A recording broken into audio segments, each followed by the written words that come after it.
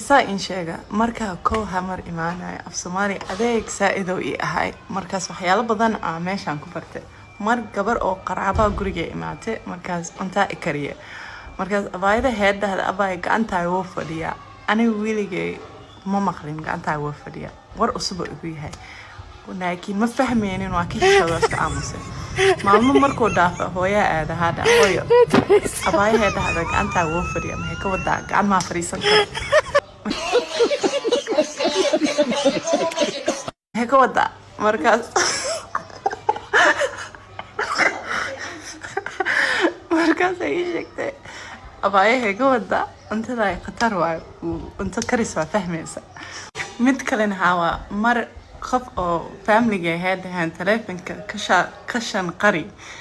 أنا ويلي جاي وحس ما مكان حاسكو ده هذا هاي محبض النصوى أنا له هرير هياده واكسو تلفن كاي واكسو قشن قرينا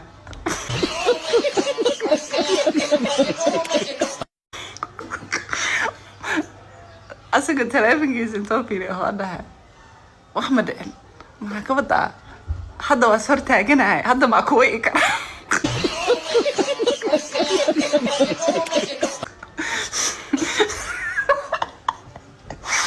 وكوده